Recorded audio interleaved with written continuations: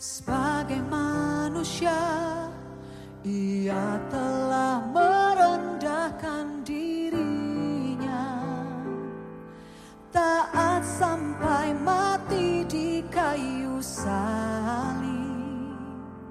Hapuskan dosa pelanggaranku,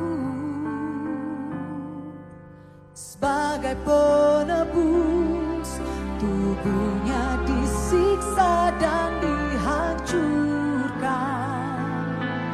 Darah yang mengalir di kayu salib, yang sanggup sucikan, ampuniku.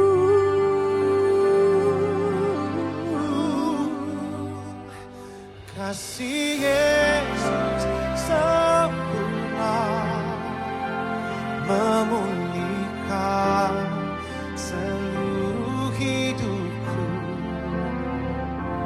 Telah lunas di kayu salib, supaya aku diselamatkan, dibebaskan, disembuhkan.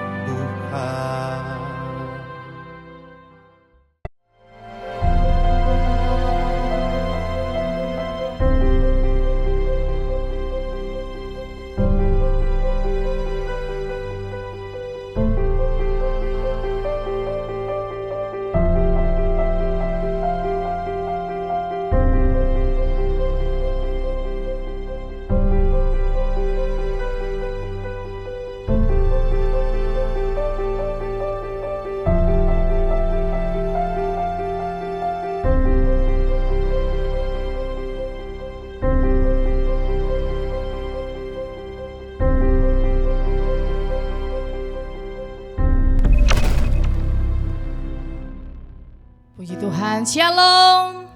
Selamat pagi Bapak Ibu Saudara terkasih, selamat datang beribadah, selamat memperingati hari kematian Tuhan kita Yesus Kristus, Tuhan kita Sang Juru Selamat yang telah memberikan nyawanya bagi setiap kita. Amin saudara, biarlah pada pagi hari ini kita mau mengingat kasih Tuhan atas setiap kita. Tuhan mau meninggalkan tahtanya yang begitu megah hanya untuk turun ke dunia, untuk menyelamatkan saya dan saudara. Mari dengan itu kita mau tundukkan kepala, kita mau menaikkan rasa syukur kita mau mengingat kasih Tuhan yang begitu luar biasa atas hidup kita. Kita mau berdoa di hadapan Tuhan. Kami mengucap syukur Tuhan, karena segala hal yang Tuhan berikan bagi kami. Tuhan memberikan kehidupan, Tuhan memberikan keselamatan bagi setiap kami. Kami bersyukur Tuhan hari ini. Kami mau mengingat kasih Tuhan yang luar biasa. Tidak ada satu manusia di dunia ini, tidak ada satu kasih yang dapat menandingi kasih Tuhan. Kami mau bersyukur Tuhan. Biarlah dengan segenap hati, dengan segenap pikiran kami mau membawa hati kami untuk menyembah Tuhan. Terima kasih Tuhan Yesus. Di dalam nama Yesus kami berdoa. Haleluya. Amin.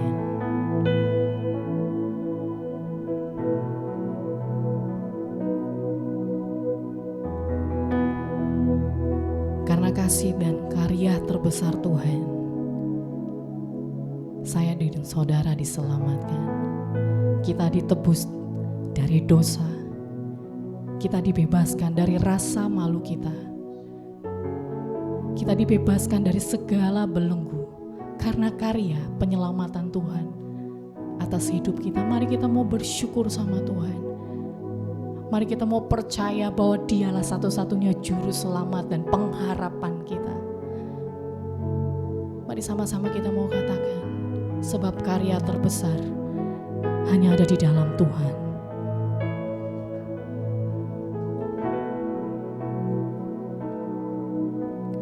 Kasih yang terindah,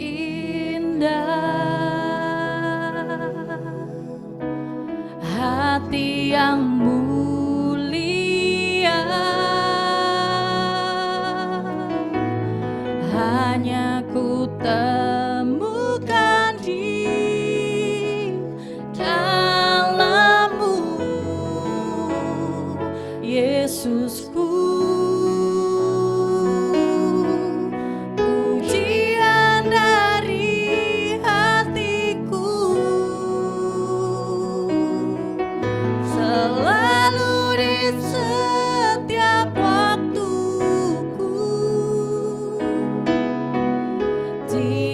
tiada pernah berubah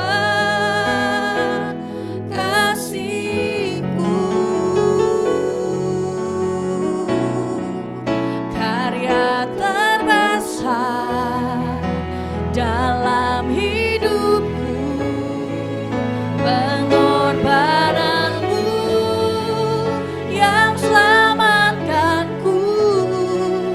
Engkaulah harta yang tak ternilai yang ku miliki dan ku hargai. Yesus, Engkau ku kagumi.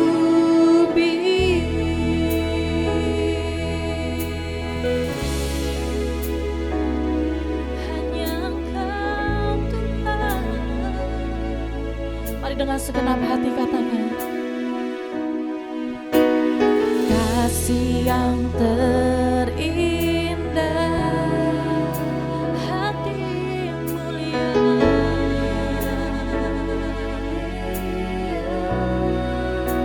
hanya ku temukan bukan di dalammu. Yesusku, Dia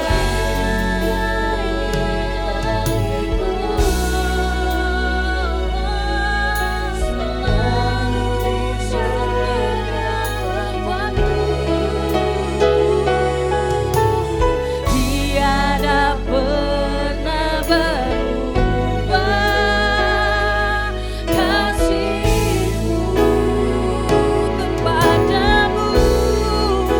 Karya terbesar dalam hidupku, pengorbananmu yang selamatkanku.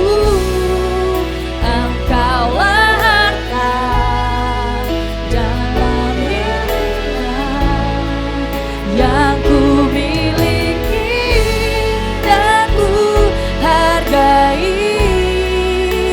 Yesus, Engkau ku kagum. Katakan karya terbesar, karya terbesar dalam hidupku, pengorbananmu yang selamatkanku.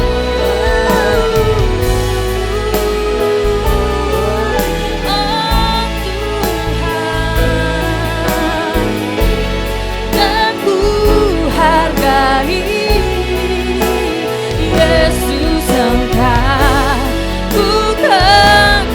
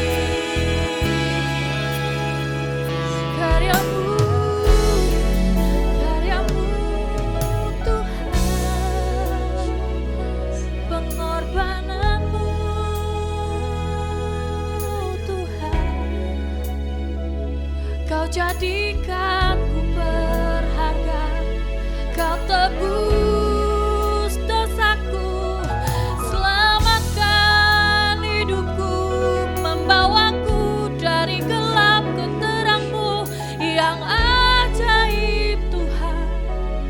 Oh, terima kasih Yesus. Mari kita mau bersyukur sama Tuhan. Mari ucapkan terima kasih kepada Tuhan karena karya keselamatannya saya dan saudara masih ada saat ini. Karena karya keselamatan Tuhan yang begitu luar biasa. Mari sama-sama kita mau sembah Dia. Kita mau sembah Tuhan kita. Tuhan kita yang ajaib, Yesus. Ku bersyukur Tuhan. Terima kasih buat anugerah-Mu, buat kasih-Mu Tuhan. Ajar segala perkara-Mu bagi hidupku.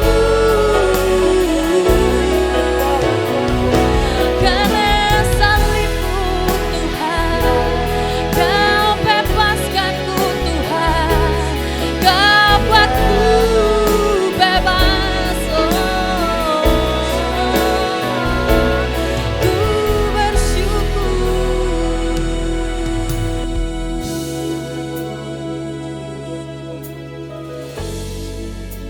Terima kasih.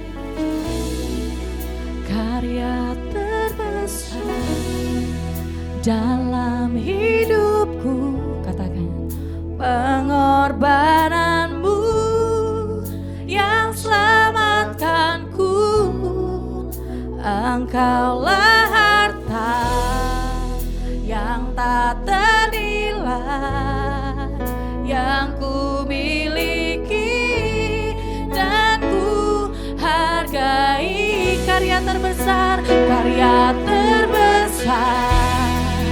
dalam hidupku, pengorbananmu yang selamatkanku.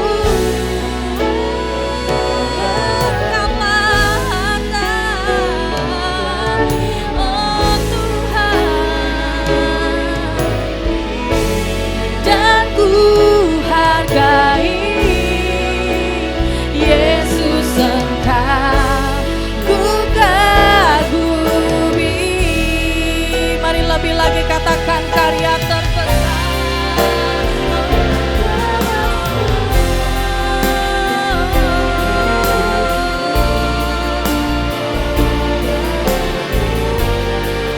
Yang selamatkanku, Engkaulah harta yang tak ternilai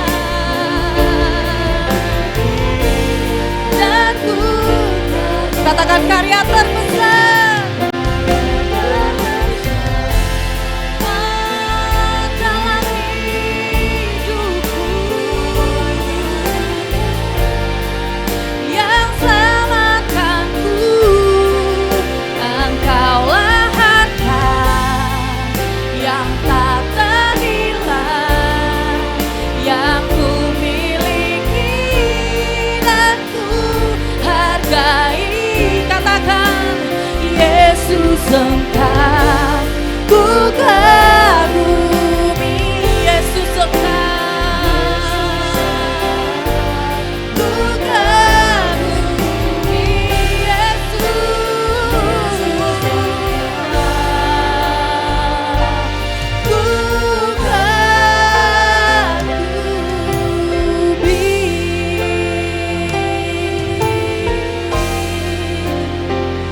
Karena kasih-Mu yang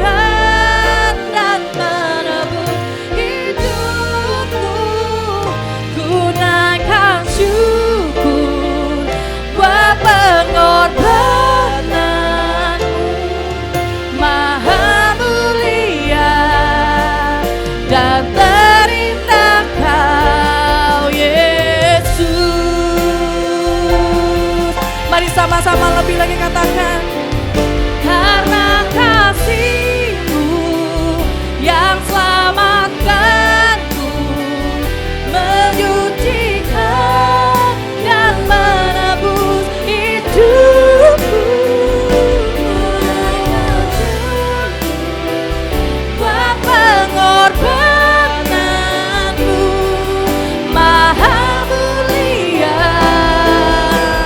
Oh, karena kasih-Mu yang menyelamatkanku. Hidupku ku naikkan syukur, buat pengorbananmu maha mulia dan terindah Kau, Yesus. Katakan maha mulia dan terindah Kau, Yesus.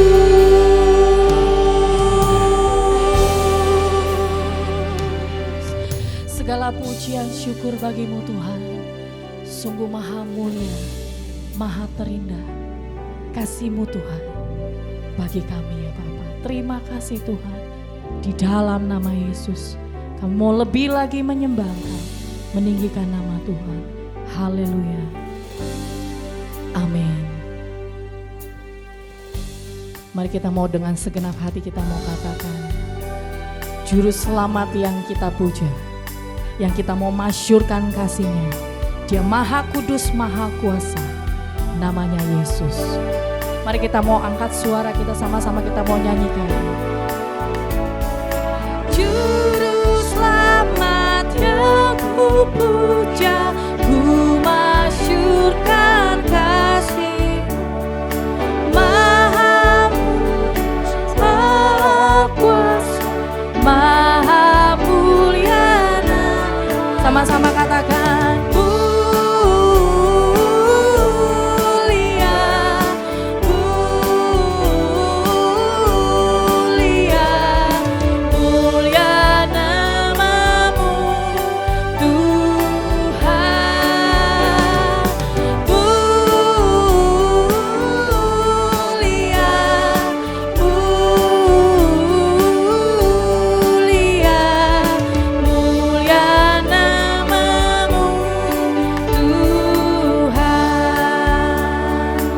katakan dari tatanya yang surgawi.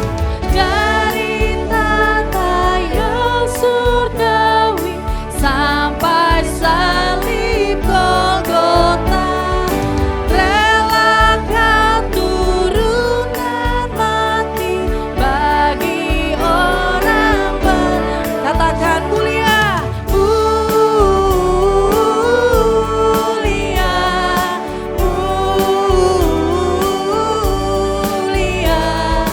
mulia namamu Tuhan.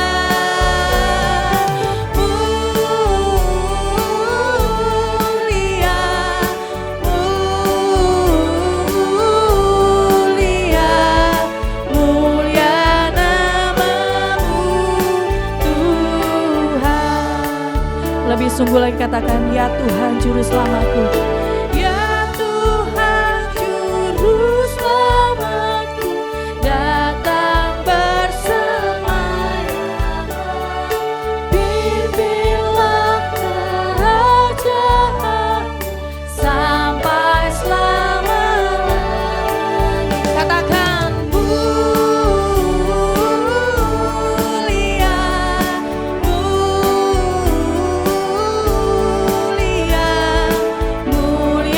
namamu Tuhan.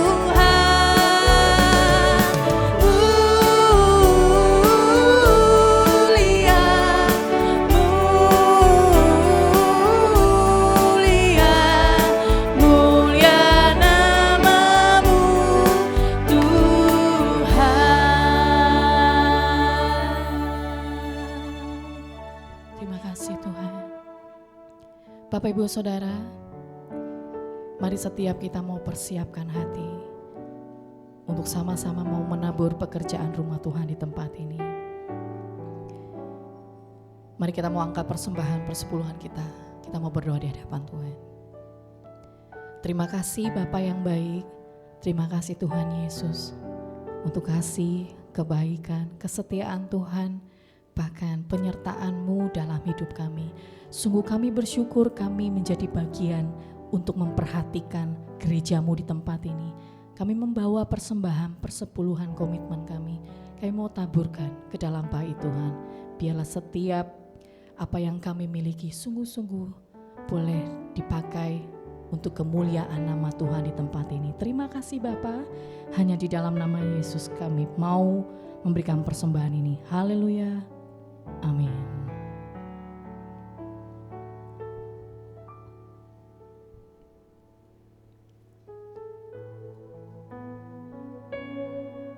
Sebab salib-Mu Tuhan yang mengingatkan setiap kami untuk kami terus memandang kepada Tuhan, bahwa hanya di dalam Tuhanlah ada kasih, ada keselamatan, ada pengharapan. Sebab itu kami mau dengan segenap hati kami mau nyatakan di hadapan-Mu Tuhan. Atas bukit yang jauh tampak salib hina, lambang dari sengsara celah. Pada salib itu Tuhanku terpaku menebus dosa isi dunia. Aku kasih akan salibnya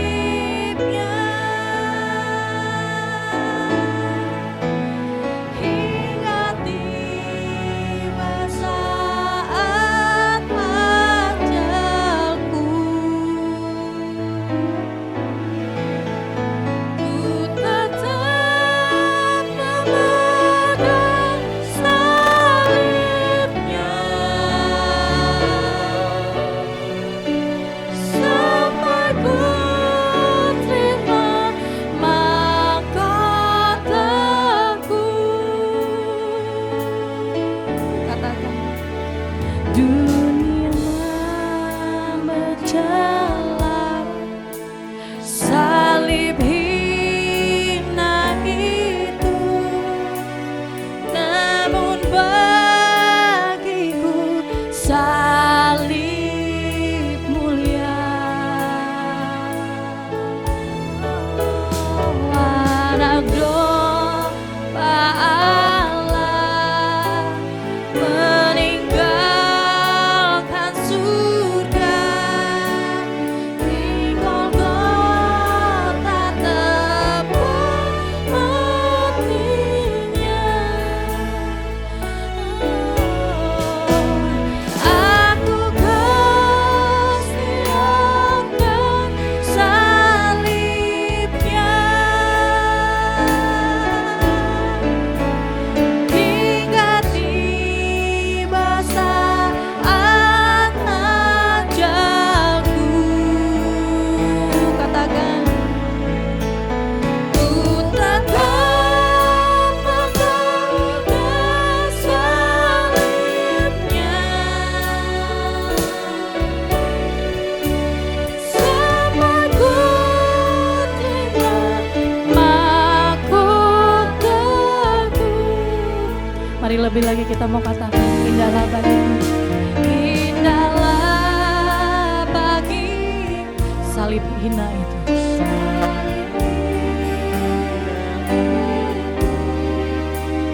yang menuburan darah kudus. Pada salib itu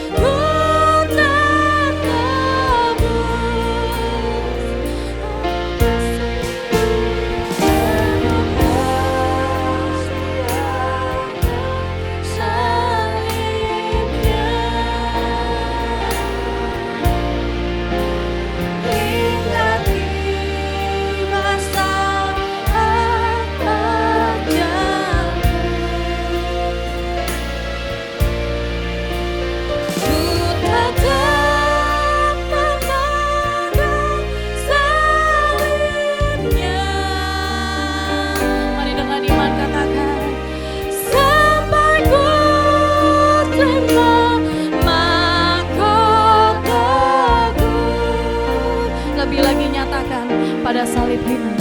Pada saat, saya undang hambanya Pendeta Thomas, tetap setia walau aku juga dicela. Satu saat kelak aku kan bersorak dalam surga yang indah mulia. Aku kasih akan salibnya hingga tiba saat ajalku. Ku tetap memegang salibnya sepenuh terima mahkotaku.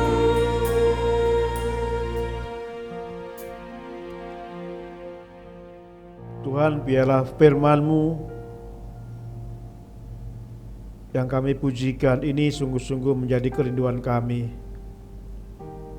Kami akan terus memegang salib itu hingga sampai ajal kami. Berikan kami kemampuan di tengah-tengah tantangan yang ada, godaan yang ada, sehingga apapun yang kami hadapi, kami tetap pegang salib Tuhan. Terima kasih Tuhan, kami boleh memperingati Jumat Agung, kematian Tuhan Yesus di kayu salib. Biarlah Tuhan berbicara melalui firman-Mu yang sebentar kami dengarkan. Biarlah kuasa Roh Kudus bekerja sehingga kami benar-benar dijamah Tuhan. Kami benar-benar merasakan pengorbanan Tuhan atas kematian di kayu salib itu. Bapa, kami juga berdoa untuk anak-anak kami. Biarlah Engkau juga memberkati mereka untuk belajar mendengar firman-Mu, memberkati untuk guru yang mengajarkan, sehingga mereka terus bertumbuh, mengerti, dan semakin mengenal Tuhan. Terima kasih Tuhan Yesus. Dalam nama-Mu kami serahkan doa kami ini. Amin.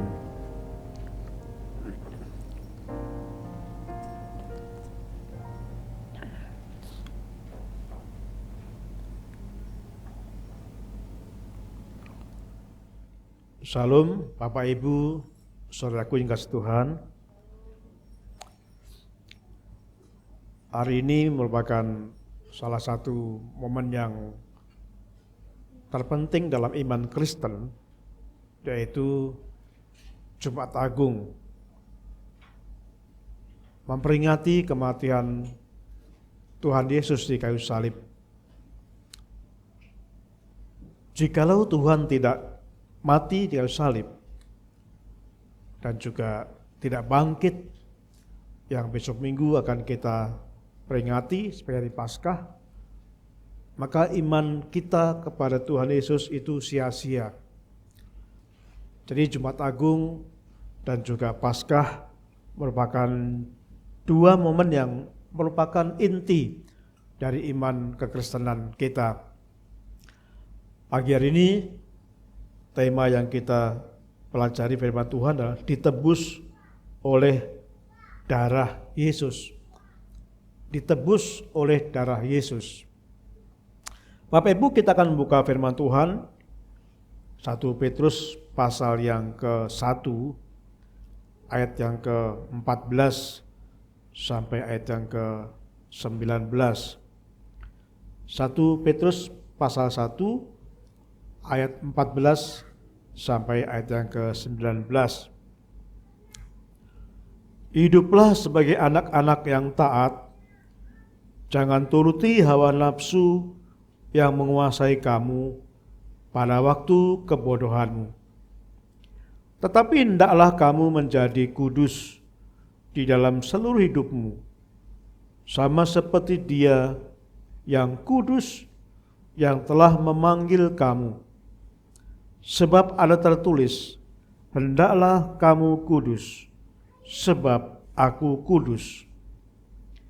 Jika kamu menyebut Dia Bapa, yaitu Dia yang tanpa memandang muka, menghakimi semua orang menurut perbuatannya, hendaklah kamu hidup dalam ketakutan selama kamu menumpang di dunia ini. Sebab kamu tahu bahwa kamu telah ditebus dari cara hidupmu yang sia-sia, yang kamu mewarisi dari nenek moyangmu. Itu bukan dengan barang yang fana, bukan pula dengan perak atau emas, melainkan dengan darah yang mahal, yaitu darah Kristus yang sama seperti darah anak domba yang tak bernoda dan tak bercacat. Saudaraku yang kasih Tuhan, ditebus oleh darah Yesus. Kata yang digunakan ditebus di sini adalah menggunakan bahasa asli Yunani itu lutro. Jadi L-U-T-R-O-O, lutro itu digunakan untuk menebus. Jadi biasanya kalau ada seorang ditawan atau dijadikan budak, dan kalau orang itu pemilik akan menebus budak itu atau mengambil kembali tawan itu, harus membayar sejumlah barang atau uang. Nah itu ditebus. Begitu orang majikan itu bisa membayar, maka budak itu akan menjadi miliknya. Tawanan itu akan menjadi miliknya. Nah itu pengertian lutro, yaitu membayar jumlah yang mahal untuk mendapatkan tawanan atau budak itu. Nah, dalam firman Tuhan ini kita melihat di sini bahwa, atau kita melihat ada seorang anak yang di sekarang sekitar kita juga pernah ada seorang anak ketika diculik oleh penculik itu, lalu penculik itu nelpon orang tuanya bahwa dia telah menyulik anaknya dan anaknya bersama dengan dia. Lalu penculik ngomong, silakan datang dan serahkan uang, sejumlah uang. Lalu anak itu akan dikembalikan. Nah itu lutro, ditebus. Nah pada saat ini kita akan belajar firman Tuhan ini bahwa kita itu ditebus oleh Tuhan. Ada beberapa hal yang kita akan pelajari tentang tema ini. Yang pertama adalah kita ditebus dari apa? Kita ditebus ini dari apa?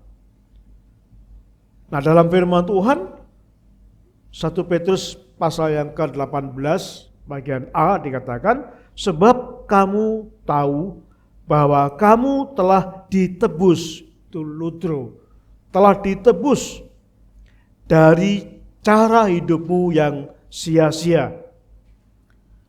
Jadi kita itu ditebus dari cara hidup kita yang sia-sia. Cara hidup sia-sia artinya cara hidup kita yang tidak ada gunanya. Cara hidup yang penuh dengan dosa. Dan dikatakan cara hidup yang dosa itu dikatakan adalah sia-sia. Saudaraku yang kasih Tuhan, dalam Alkitab ada satu kitab yang disebut kitab Pengkhotbah. Pengkhotbah ditulis oleh Raja Salomo pada masa akhir hidupnya. Salomo seorang raja yang besar, dia punya kuasa, jabatan, kekayaan yang luar biasa. Namun sayangnya Salomo pernah jatuh dalam dosa penyembahan berhala. Disebabkan karena para istri-istrinya memiliki istri cukup banyak. Istri-istri Salomo terlibat dalam penyembahan berhala. Nah itulah kejatuhan dosa Raja Salomo. Tetapi bersyukur bahwa Salomo kemudian bangkit dan bertobat. Lalu setelah pertobatan itu dan masa akhir hidupnya, Salomo menulis kitab Pengkhotbah ini. Tema kitab Pengkhotbah, tema utamanya adalah segalanya atau semuanya itu adalah sia-sia. Salomo pernah mendapatkan kedudukan, dia seorang raja, jabatan, ketenaran, popularitas. Tapi akhirnya Salomo berkata, itu sia-sia. Salomo pernah seorang yang kaya, memiliki banyak harta. Tapi akhirnya Salomo mengatakan, harta, kekayaan itu pun juga sia-sia. Salomo pernah dijuluki orang yang paling berhikmat. Itu pun dikatakan Salomo adalah sia-sia. Terus sebabnya dalam kitab Pengkhotbah dikatakan segalanya sia-sia. Nah, saudaraku yang kasih Tuhan, di dalam firman Tuhan yang kita pelajari, yang kita baca tadi, itu menggambarkan bahwa kita telah ditebus. Di dalam bagian berikutnya dikatakan ditebus dari cara apa? Dari cara hidup yang sia-sia. Nah, cara hidup yang sia-sia itu dari mana asalnya? Saudaraku, kitab 1 Petrus ditulis oleh Rasul Petrus dan ditujukan kepada orang-orang Yahudi Kristen. Jadi orang Yahudi itu ada yang Kristen, ada yang non-Kristen. 1 Petrus dituliskan untuk orang-orang Yahudi yang Kristen.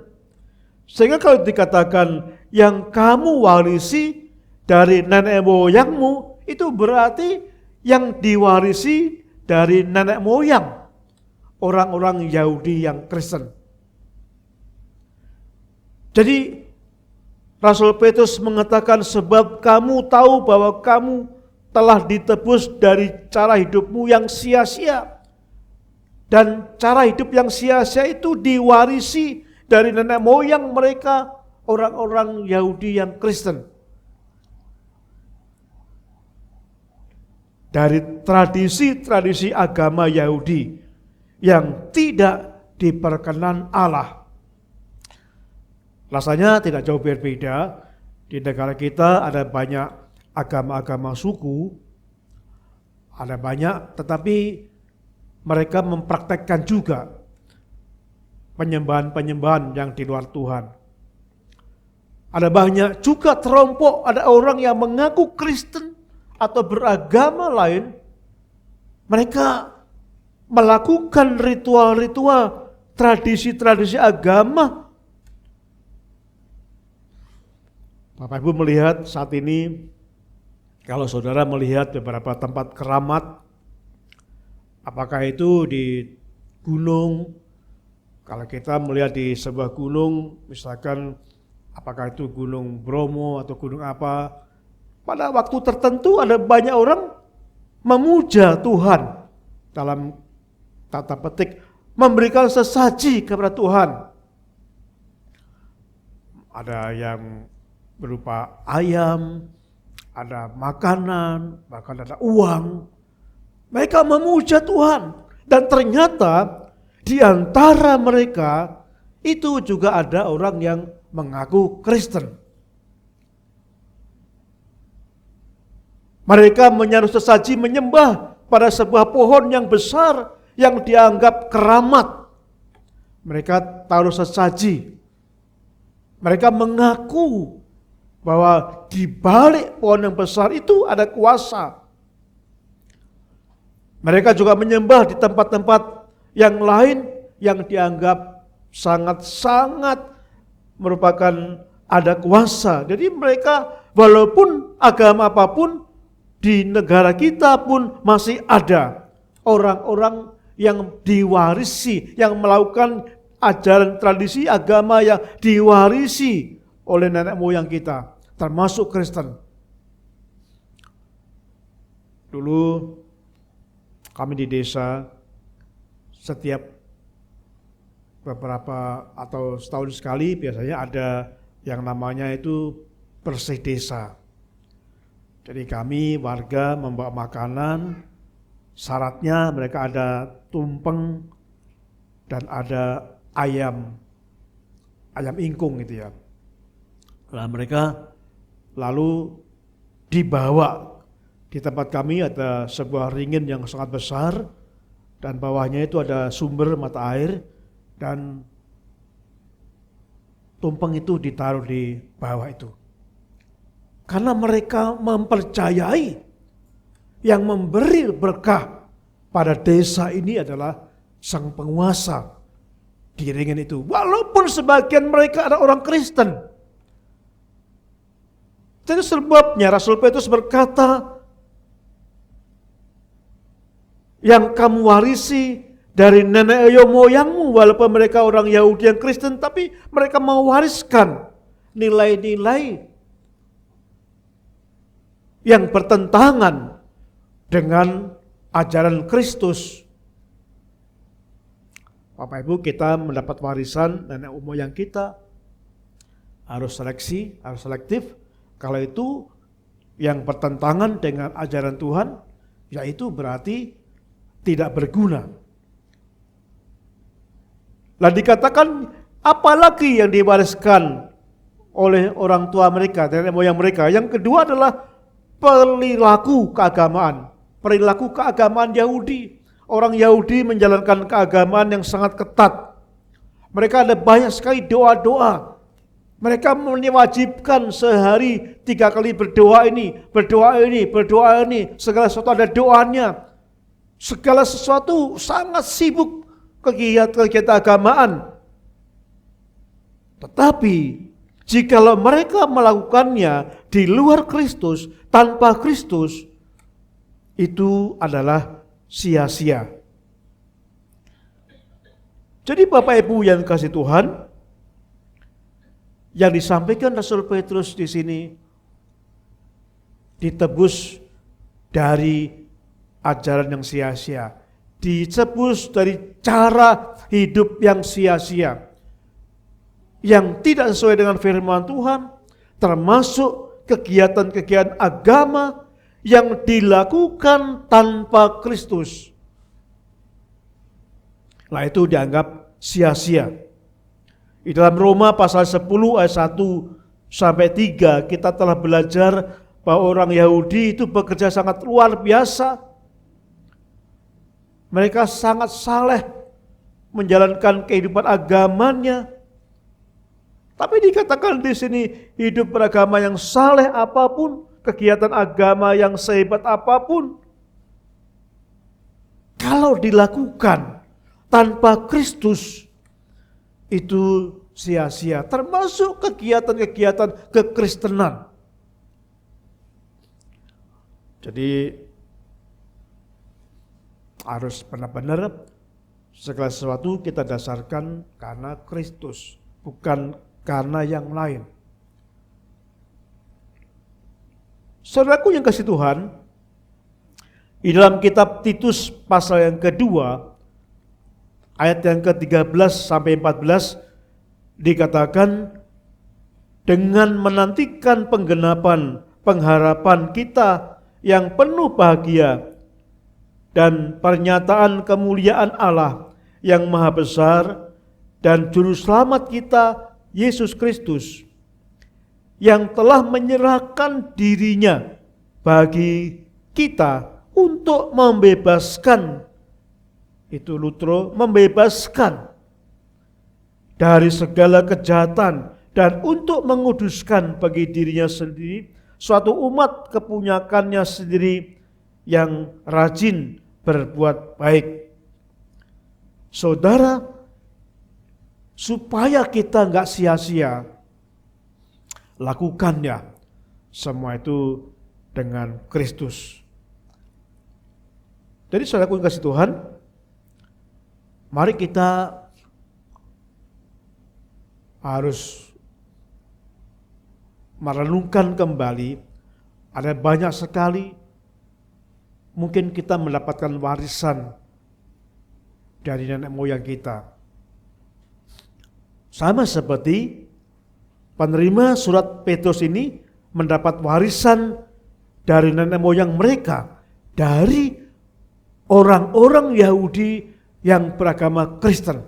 Tapi mereka masih melakukan hal-hal yang bertentangan dengan firman Tuhan. Dan itulah cara hidup sia-sia yang harus kita buang. Dan kita ditebus dari hal seperti itu. Sehingga kita tidak bisa lagi melakukan seperti itu. Karena itu bertentangan dengan Kristus.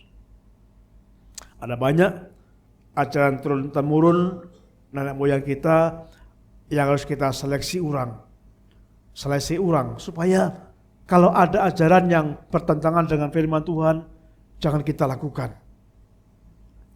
Nah, saudaraku yang kedua kita akan belajar. Yang pertama, cara apa kita ditebus? Dengan apa kita ditebus? Kalau kita melihat di dalam bagian pertama tadi ayat yang ke-18 bagian A, kita ditebus dari apa? Kita ditebus dari cara hidup yang sia-sia. Yang kedua, dengan apa kita ditebus? Dengan apa kita ditebus? Kalau kita melihat dalam 1 Petrus tadi, ayat yang 1, 18 bagian C, terusannya 18 tadi, 1 Petrus 18, saya baca lengkap. Sebab kamu tahu bahwa kamu telah ditebus dari cara hidupmu sia-sia. Itu A dan B. Yang kamu warisi dari nenek moyangmu. Itu bukan dengan barang yang fana, bukan pula dengan perak dan emas. Dengan apa kita ditebus? Rasul Paulus berkata, kita ditebus bukan dengan perak, bukan dengan emas.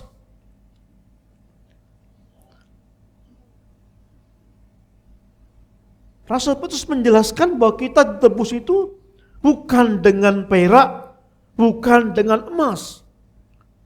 Mengapa disebutkan perak dan emas?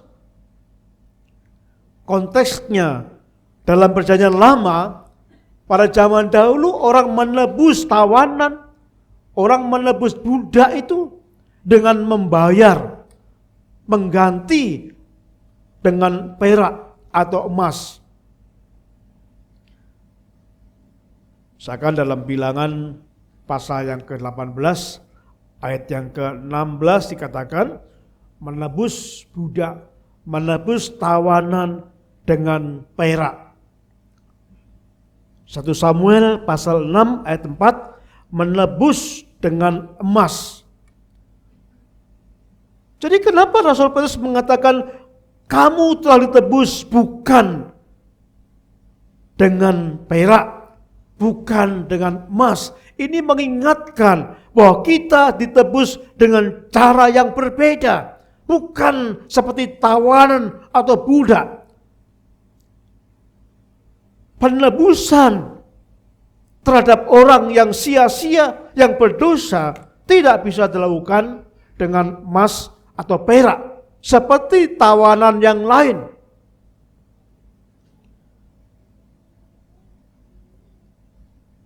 Saudaraku yang kasih Tuhan, lalu dengan apa? Kalau bukan dengan perak, bukan dengan emas, lalu dengan apa kita ditebus? Perhatikan, di dalam 1 Petrus pasal 1 ayat 19, melainkan dengan darah yang mahal, yaitu darah Kristus. Ditebus bukan dengan perak, bukan dengan emas, bukan dengan seperti tawanan yang lain, bukan seperti budak, bukan seperti tawanan yang lain, tapi kita tebus dengan darah yang mahal, yaitu darah Kristus. Ada pertanyaan, kenapa Rasul Petrus menggunakan istilah mahal? Tujuannya untuk membandingkan, saudara. Membandingkan antara darah Kristus dengan emas dan perak. Pada saat itu, perak dan emas itu merupakan benda yang sangat mahal. Mungkin sekarang juga masih mahal, tapi zaman dulu sangat mahal. Petrus menggambarkan kamu ditebus. Memang perak dan mahal. Emas dan perak sudah mahal, tapi kamu ditebus bukan dengan perak dan emas, tapi lebih mahal. Yaitu dengan darah Kristus, menekankan bahwa penebusan dengan darah Kristus itu jauh lebih mahal dibanding dengan perak dan emas.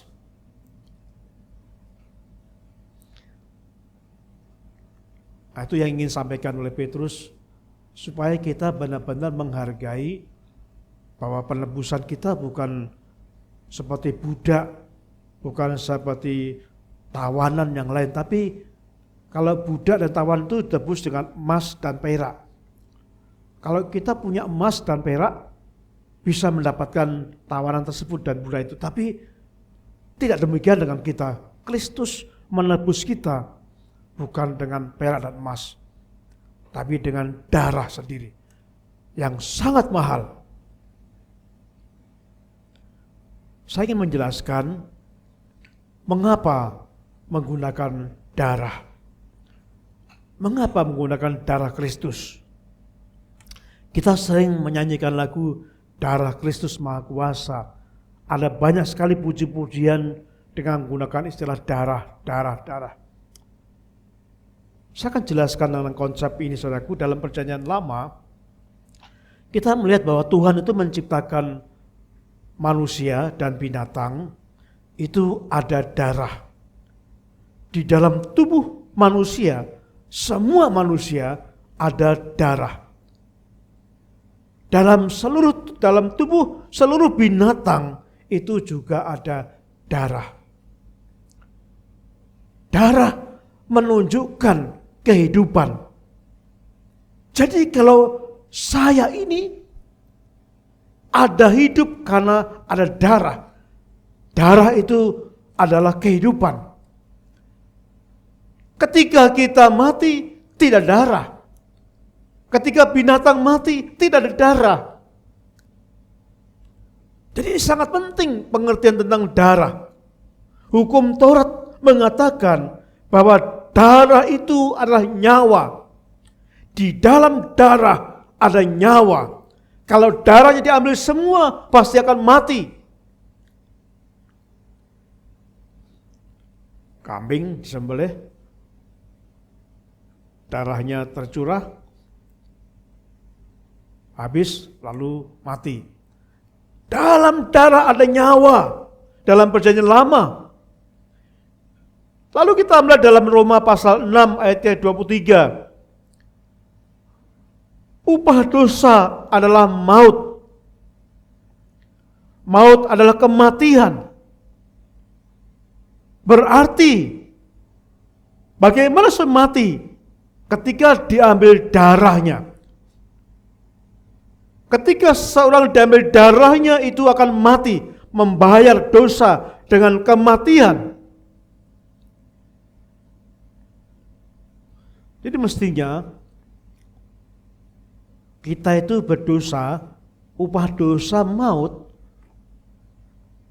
darah kita diambil supaya mati, menggantikan dosa itu. Karena upah dosa maut. Tetapi Tuhan mengasihi manusia,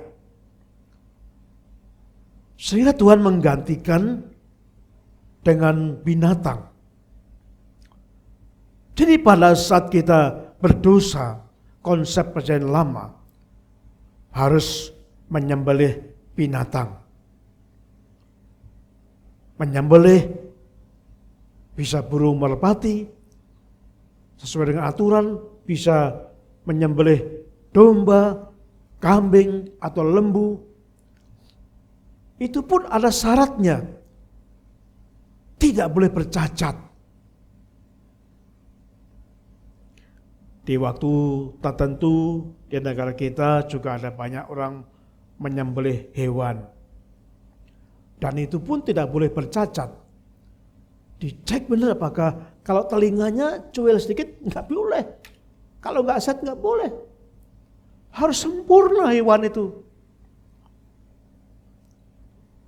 Nah Tuhan menyediakan binatang itu supaya orang yang berdosa itu akan menyembelih hewan itu, darahnya dicurahkan, menggantikan kita.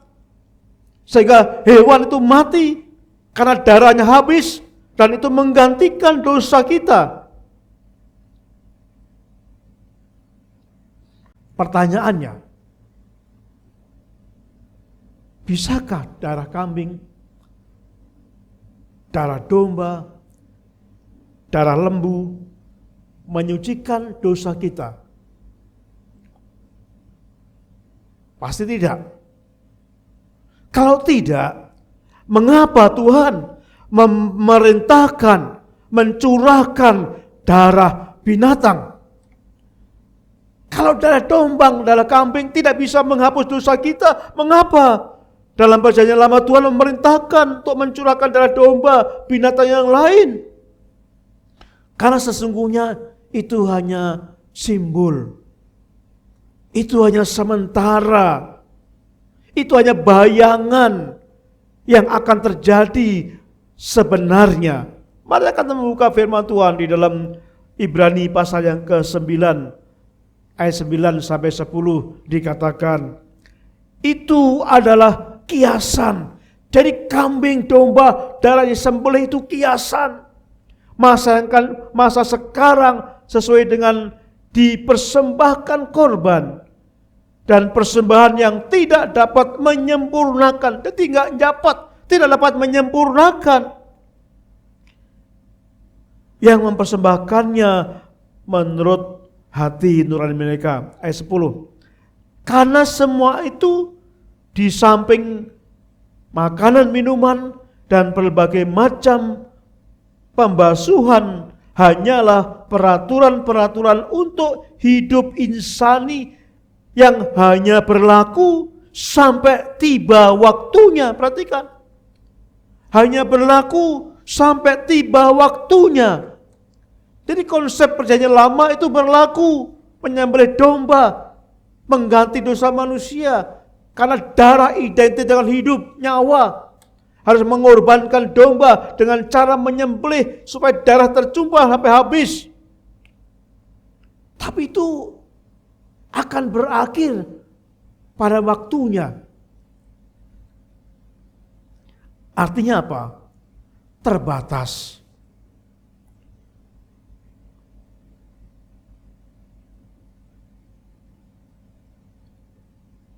Ibrani pasal 10 ayat 1 dan 4 dikatakan, dalam hukum Taurat hanya terdapat bayangan saja. Jadi bayangan. Nyembelih domba, darah domba tercurah itu bayangan. Bayangan apa? Bayangan dari keselamatan yang akan datang. Dan bukan hakikat dari keselamatan itu sendiri. Jadi nggak mungkin kambing domba menggantikan dosa kita, kambing sapi, gak mungkin memberikan keselamatan kita. Itu bayangan, kata firman Tuhan. Karena itu dengan korban yang sama, yang setiap tahun terus menerus dipersembahkan, hukum Taurat tidak mungkin menyempurnakan mereka yang datang mengambil bagian di dalamnya. Ayat yang keempat, Ibrani 9:4. Sebab tidak mungkin darah lembu jantan atau darah domba jantan menghapuskan dosa. Jadi itu bayangan, terbatas waktunya. Itu hanya menggambarkan yang akan datang, menggambarkan korban yang sesungguhnya yang telah disiapkan Tuhan. Dalam Perjanjian Lama, semua darah itu sebenarnya bayangan dari satu darah yang akan datang, dan kemudian hari lebih mahal daripada kambing dan domba. Lebih mahal dari darah semua. Darah siapa itu, saudaraku?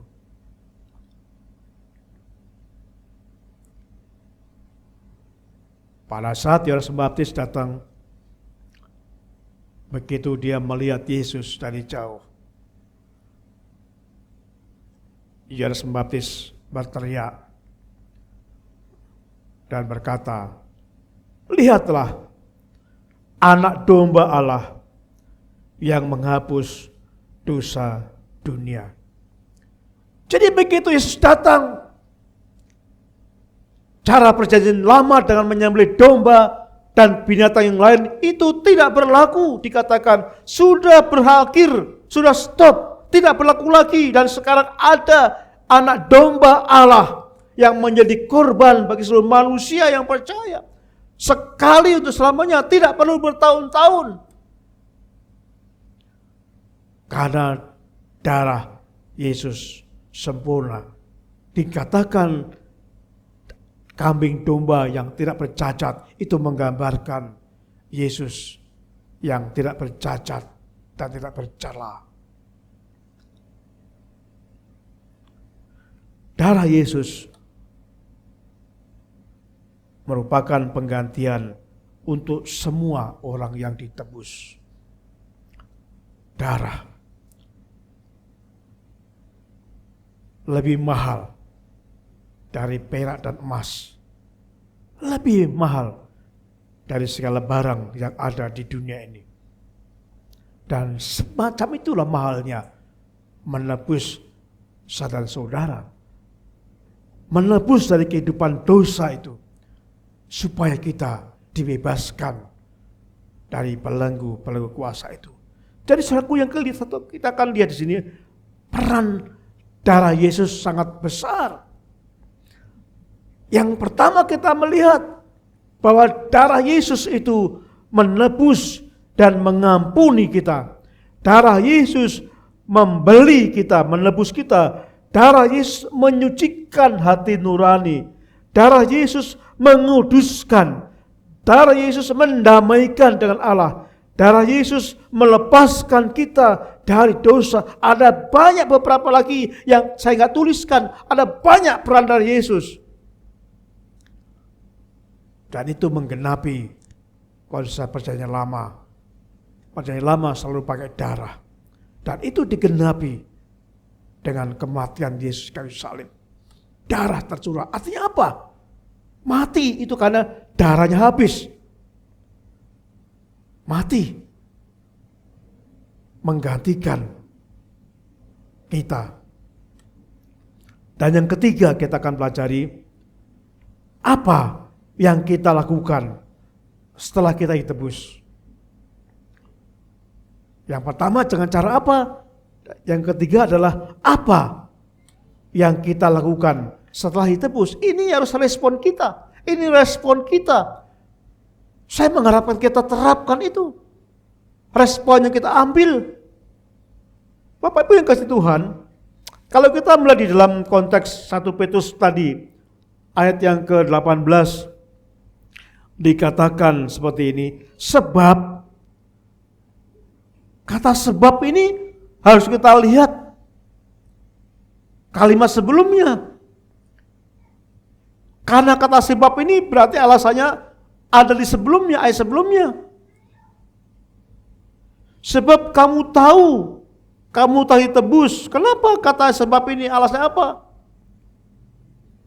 Kita baca ayat sebelumnya, ayat yang ke-14.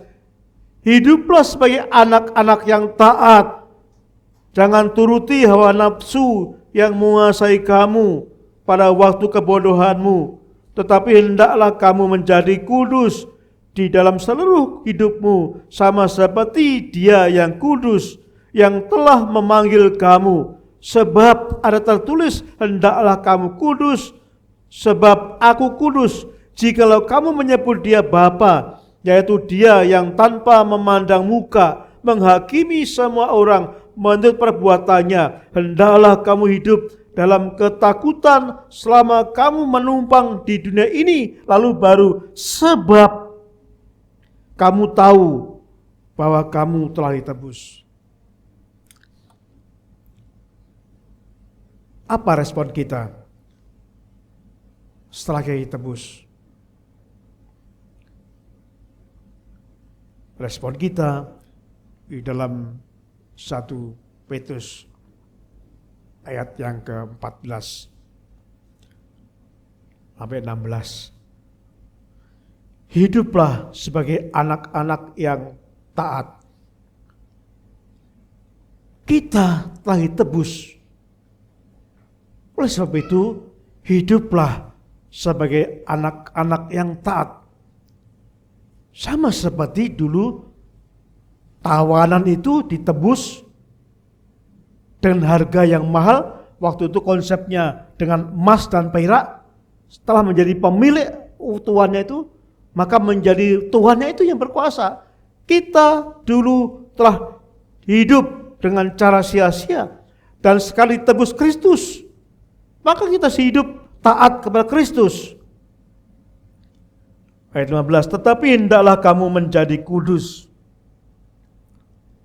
Kata kudus itu hagios, dipisahkan. Hidup kita enggak sama dengan orang-orang yang belum percaya Yesus. Kita dipisahkan. Hagios. Hagios bukan berarti tanpa dosa, tidak. Kita berbeda. Pola hidup kita beda, cara kita beda. Konsep kita menggunakan firman Tuhan, kita dipisahkan. Lagi kita sungguh-sungguh hidup kudus. Sebab aku kudus, sebab Tuhan kudus. Saya mengharapkan Bapak Ibu, setelah kita, mungkin Bapak Ibu sudah sering mendengarkan tentang kematian Yesus, tapi saya mengharapkan saat ini kita renungkan benar-benar.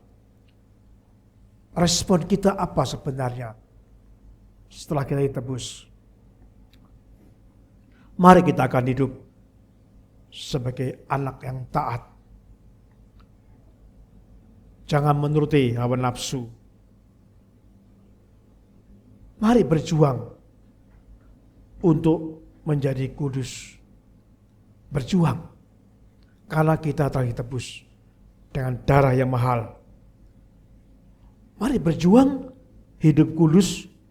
Kalau kita berjuang hidup kudus, berarti kita menghargai pengorbanan Yesus.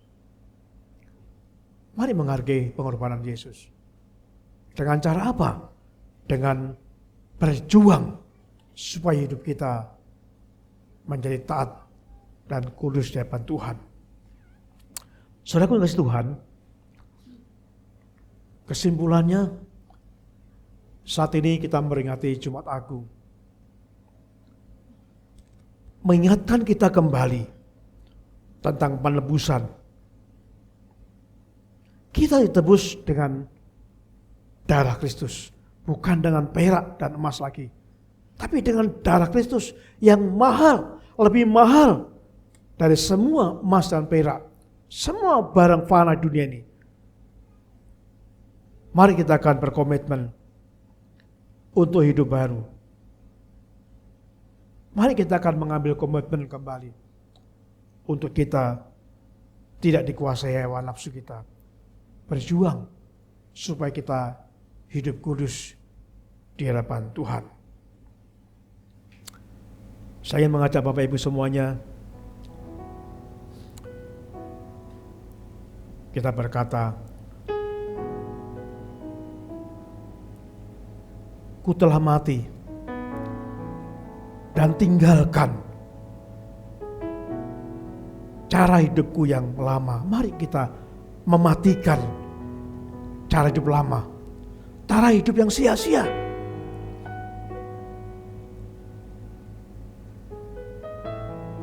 Cara hidup yang tidak berarti. Mari kita mematikan dari cara hidup yang sia-sia itu. Kita letakkan, ku letakkan hidup ini pada mezbah-Mu ya Tuhan. Jadilah padaku seperti yang Kau ingini. Kita nyanyikan pujian ini.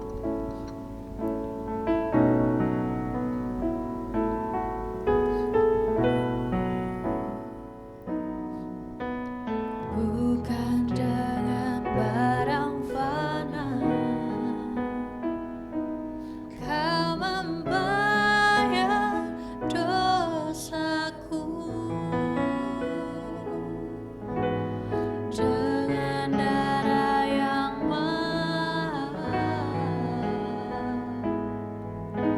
tiada noda dan celah.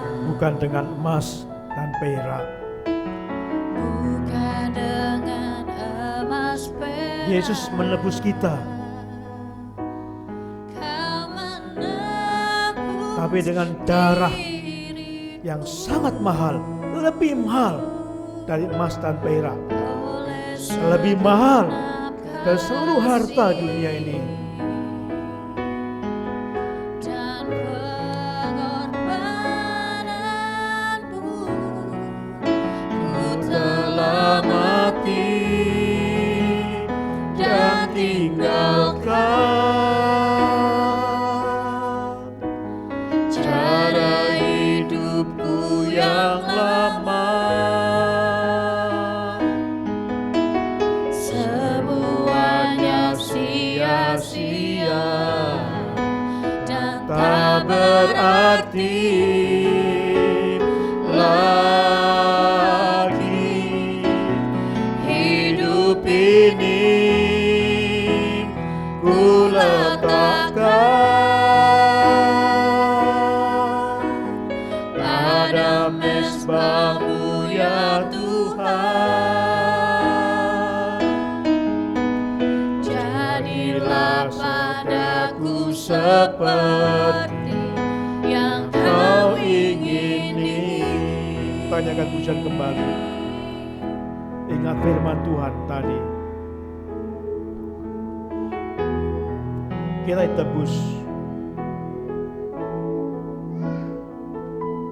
dari yang sia-sia, hidup kita sia-sia, dari dosa yang sia-sia. Kita dibayar dengan harga yang mahal, dengan darah Kristus, sehingga kita menjadi milik Kristus. Bukan milik dosa lagi, tapi milik Kristus. Mari kita akan merespon. Kita taat pada Kristus. Kita berjuang supaya kita hidup kudus, sehingga layak di hadapan Tuhan.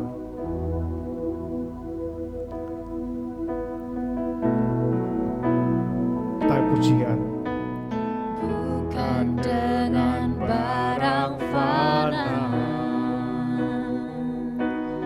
Kau membayar dosaku, dengan darah yang mahal, tiada noda dan celah. Bukan dengan emas dan perak. Bukan dengan emas perak.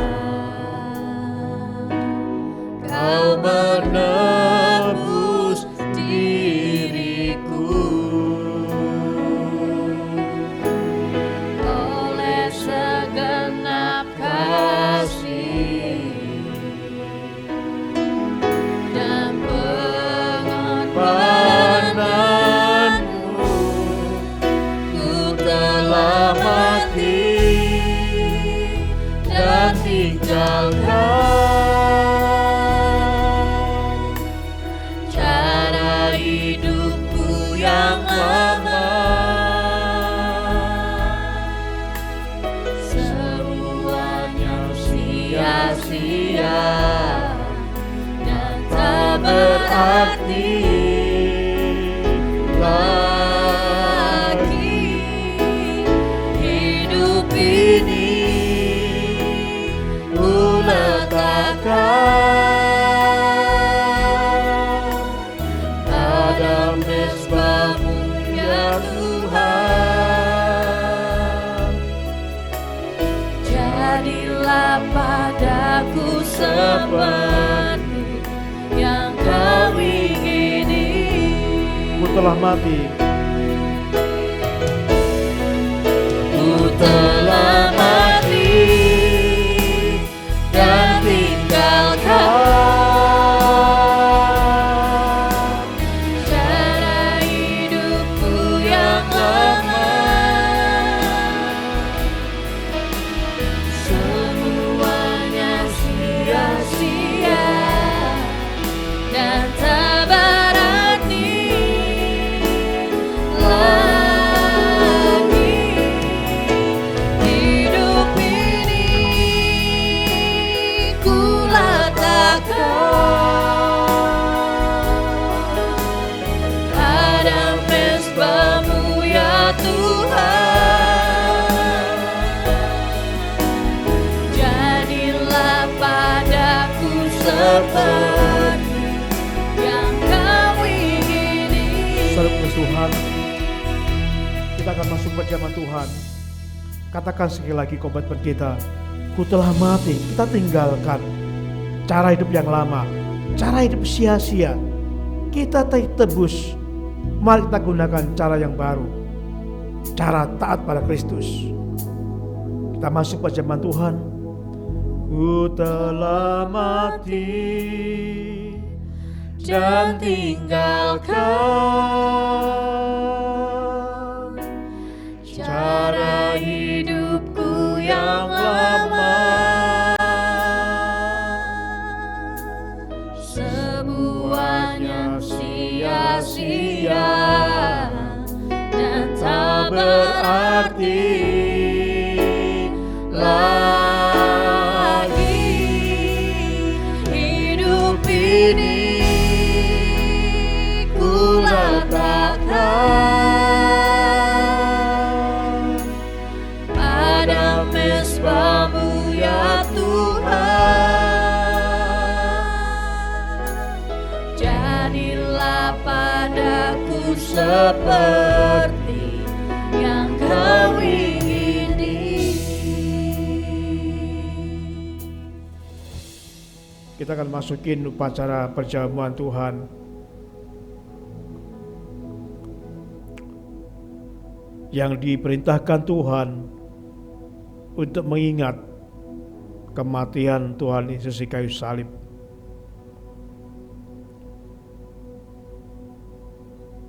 Bagi saudara yang sudah percaya Tuhan Yesus, yang sudah dibaptiskan, boleh mengikuti upacara perjamuan Tuhan ini. Dalam firman Tuhan mengawali perjamuan Tuhan ini dikatakan, sebab setiap kali kamu makan roti ini dan minum cawan ini, kamu memberitakan kematian Tuhan sampai Ia datang. Jadi barang siapa dengan cara tidak layak makan roti atau minum cawan Tuhan, ia berdosa terhadap tubuh dan darah Kristus. Karena itu hendaklah tiap-tiap orang menguji dirinya sendiri,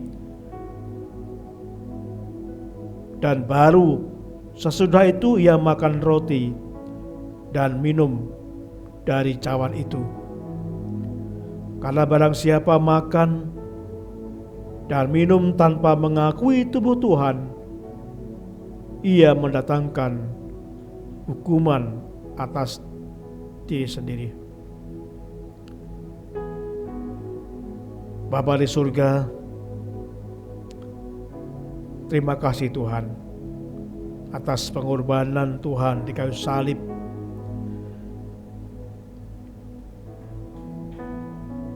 Darah Tuhan dicurahkan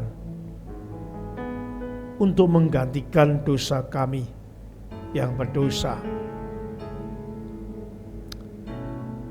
Kami sebentar akan memperingati melalui upacara perjamuan Tuhan ini. Tuhan berkati kami semuanya.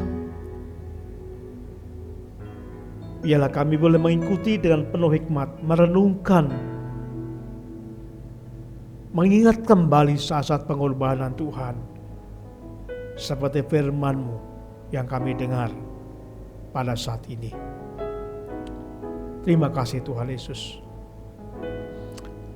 Dalam nama Tuhan Yesus kami menyerahkan doa kami ini. Amin.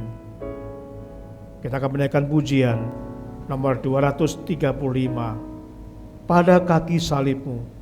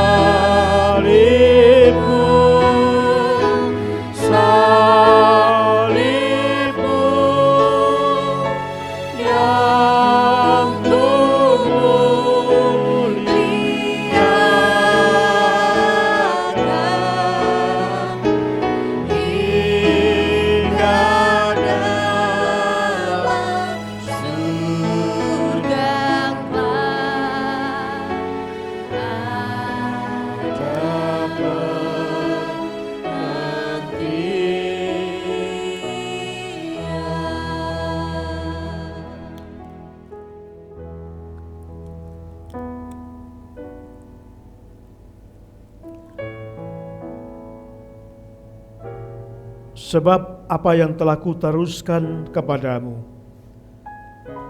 telah aku terima dari Tuhan, yaitu bahwa Tuhan Yesus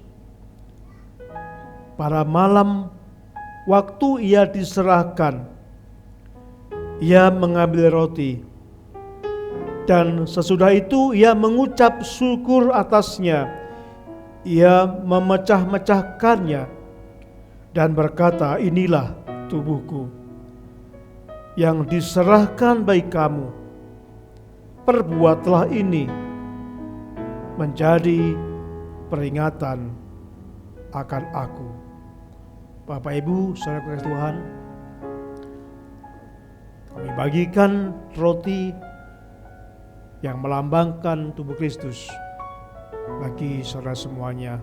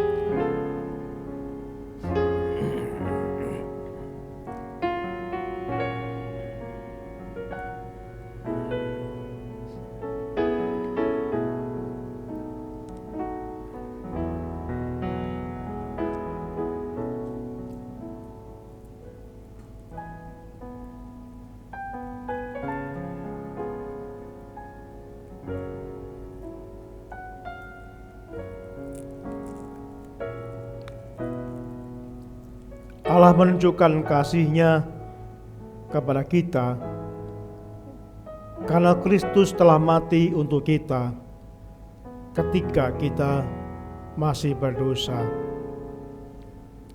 Bapak Ibu, kita angkat roti yang melambangkan tubuh Kristus. Kita berdoa. Terima kasih Tuhan, kami terima roti perjamuan ini yang melambangkan tubuh Kristus yang terpecah-pecah bagi pengampunan dosa kami. Terima kasih Tuhan Yesus.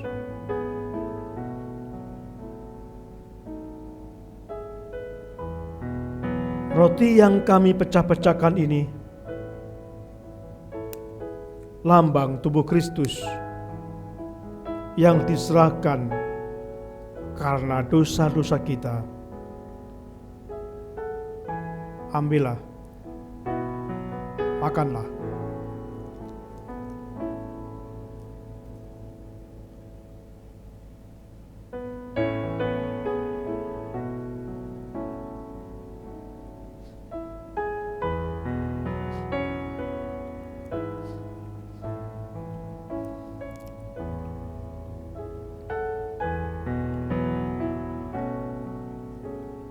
Demikian pula, ia mengambil cawan sesudah makan, lalu berkata, "Cawan ini adalah perjanjian baru yang dimeteraikan oleh darahku. Perbuatlah ini setiap kali kamu meminumnya, menjadi peringatan akan aku." Kita angkat cawan anggur yang melambangkan darah Kristus. Terima kasih Tuhan. Kami terima anggur yang melambangkan darah Kristus yang tercurahkan, yang telah membayar lunas, yang telah menebus kami dari dosa-dosa kami. Biarlah setiap kami melakukan ini, kami diingatkan supaya kami hidup kudus, hidup taat di hadapan Tuhan. Karena Tuhan telah menebus dari cara hidup kami yang sia-sia itu. Terima kasih Tuhan Yesus. Cawan ini lambang darah Kristus yang ditumpahkan kepada banyak orang demi pengampunan dosa. Ambillah, minumlah.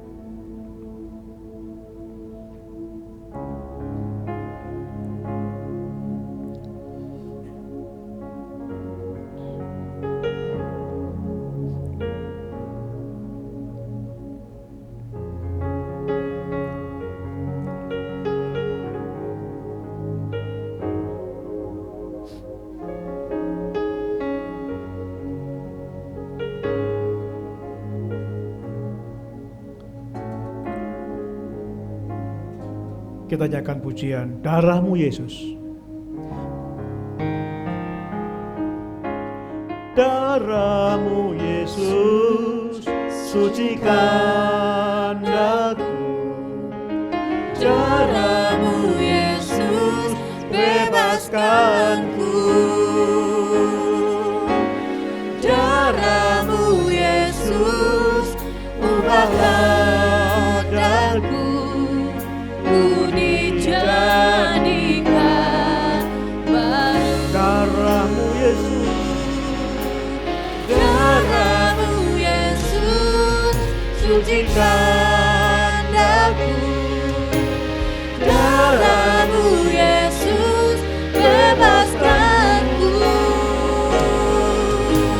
Darah-Mu Yesus, ubahlah daku. Ku dijadikan baru.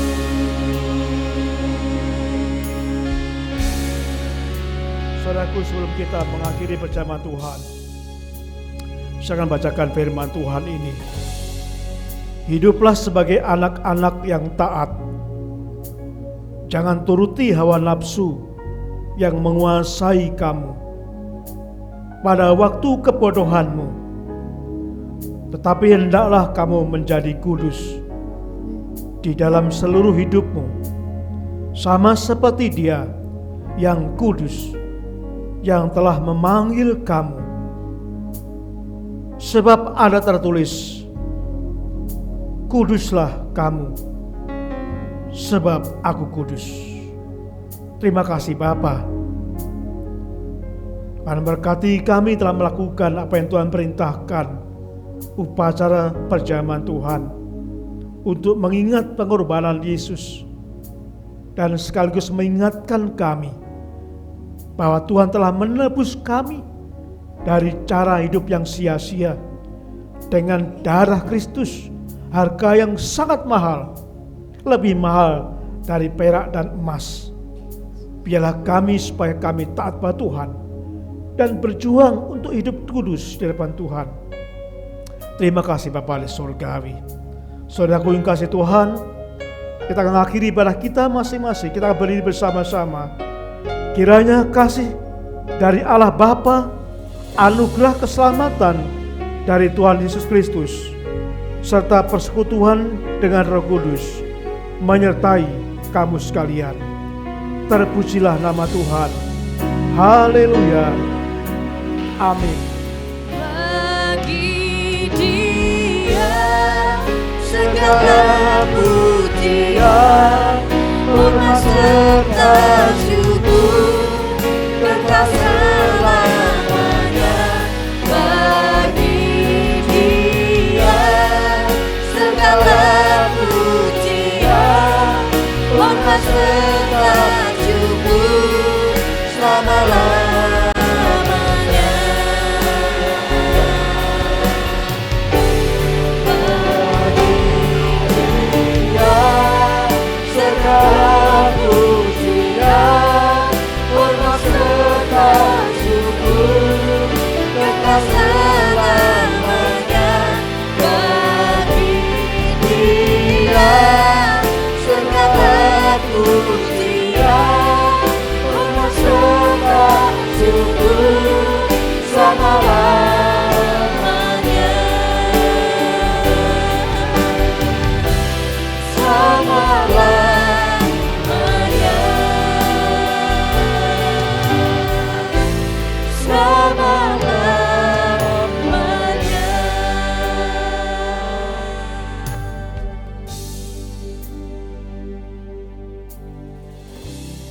Bapak Ibu dipersilakan untuk mengambil saat teduh sejenak.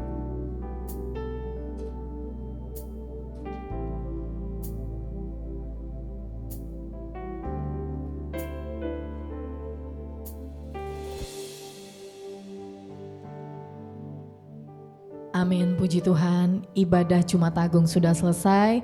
Selamat mengingat hari kematian Tuhan kita. Mari kita akan bersama-sama dengan Gembala dan Ibu dan yang lainnya. Sampai jumpa hari Minggu, Tuhan Yesus memberkati. Kasih Yesus sempurna memulihkan seluruh hidupku. Telah lunas di kayu salib supaya aku diselamatkan, dibebaskan, disembuhkan.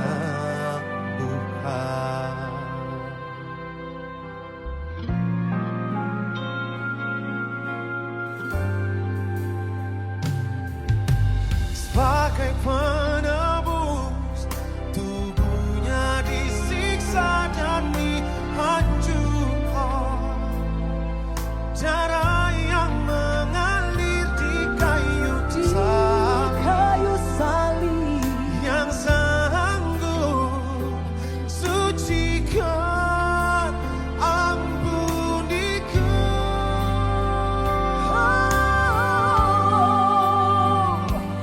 Kasih Yesus sempurna memulihkan seluruh hidupku. Telah lunas di kayu salib